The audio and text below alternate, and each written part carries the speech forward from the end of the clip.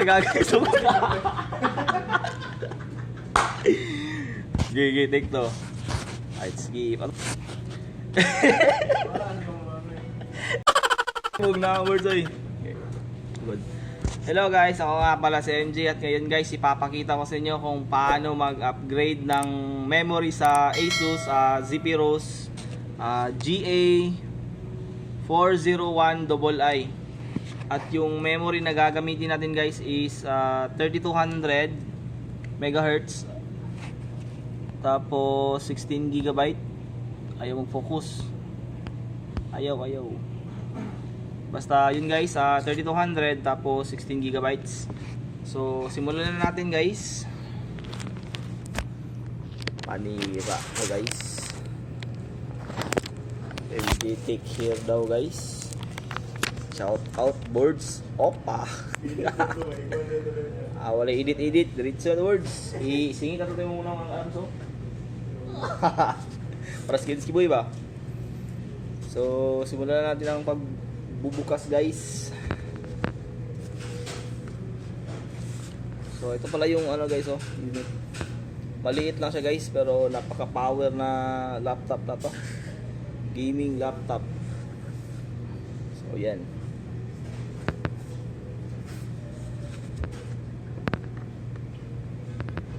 So yun guys, pag binuksan nyo ito guys, make sure na hindi na warranty yung unit ninyo. Kasi pag binuksan ninyo ito, mabuboid yung warranty ninyo.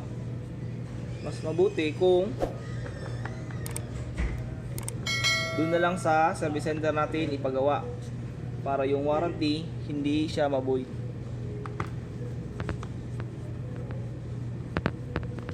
So tanggalin muna natin lahat ng screw. Oh Glenn, shout out Glenn. Ilang Glenn lagi pasasan. Ay apil lagi si boards gani. Unha ko kong intro lagi. Gani ko nitingog to, minaw na to. So yun guys, tanggalin natin lahat ng mga screw.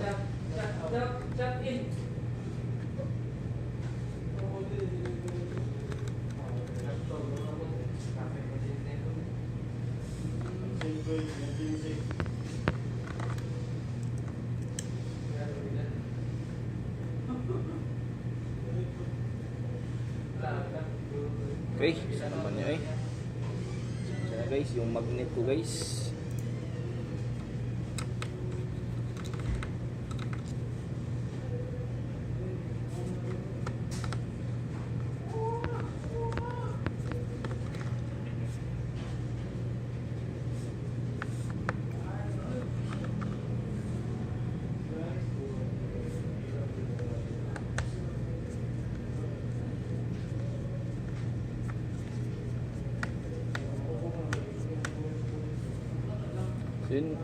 So yun po, natanggalan natin lahat ng ng mga screw.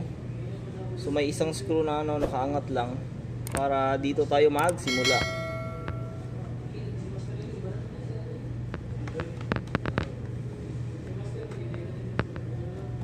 So yun guys, tanggal na siya guys. Diba?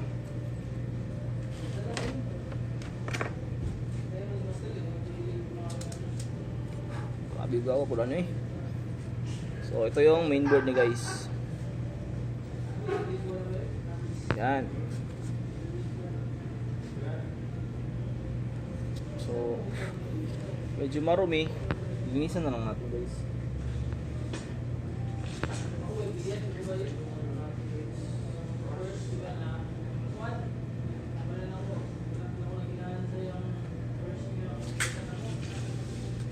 So linisan ko muna guys oh. Ito guys medyo marumi. Linisan ko na lang. So yun guys, tapos na natin nalinisan yung board. So ito guys, yung unang ginagawa ko talaga guys pag nag-upgrade ako ng memory is tinatanggal ko talaga yung battery. So tanggalin muna natin yung battery. So yan, tanggal na yung battery. Tapos ito yung slot ng memory. dito. Isang slot lang siya guys. So yung idadagdag is 16 gigabytes.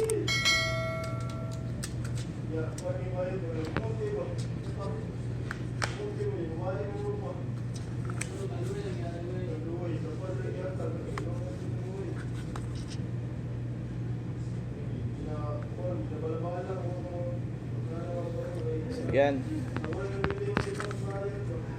So ilagay na natin yung memory.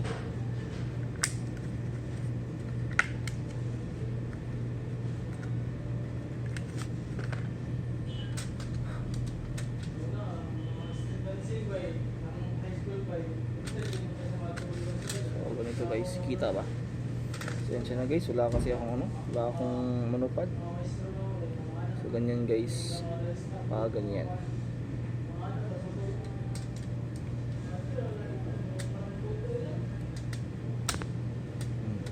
So yun, okay na. Ibalik natin yung battery, tapos yung lock. So goods na yan.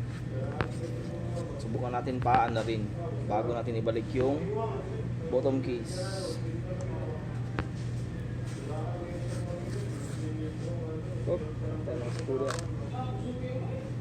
So antayin natin guys at least 20 to 30 seconds guys bago siya mag-boot up, kasi nagdagdag tayo ng additional memory.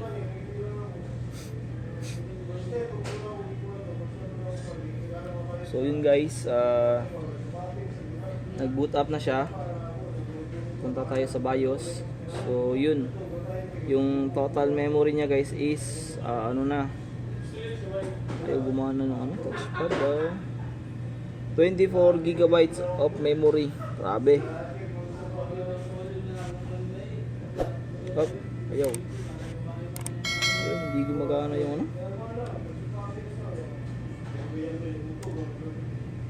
So yun guys, klaro nyo ba guys? Yung memory. So yan. So ibalik na natin yung bottom case nya. Tapos na tayo sa pag-upgrade. Total niya is 24 gig na. Sabi, napaka-power. Sarap ng maglaro dito guys. Halimaw.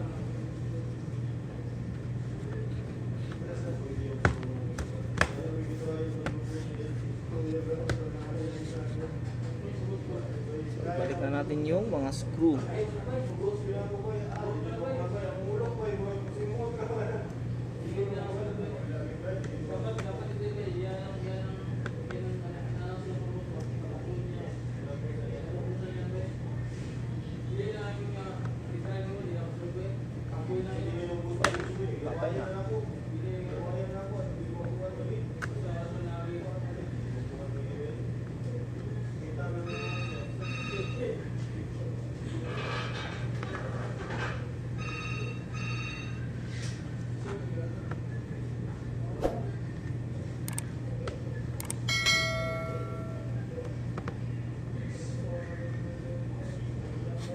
Balik muna natin yung mga screw dito para mag-close na siya. Yan.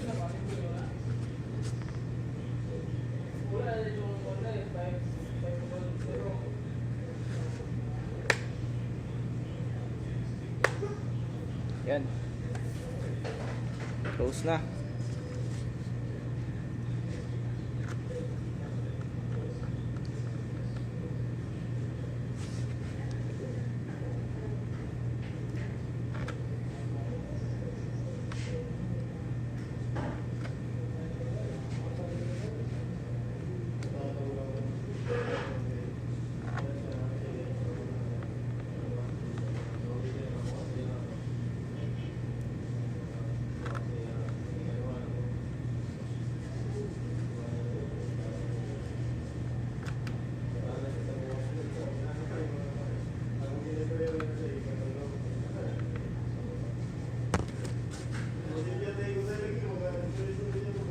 Ayan, tapos na guys. Paanda rin natin ulit.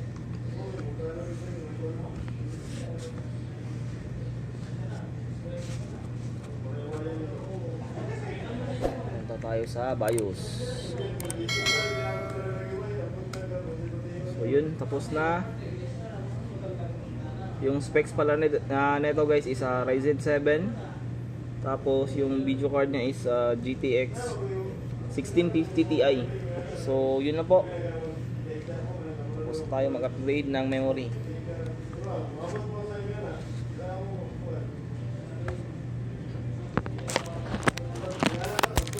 So yun, ayun lang guys, tapos na tayo sa kung paano i-upgrade yung memory ng Asus Zephyrus. So bago tayo magpaalam guys, huwag kalimutang mag-like, share at subscribe. So yun lang po, kung may mga katanungan kayo, please comment down below. So peace out. Salamat sa pagsalig.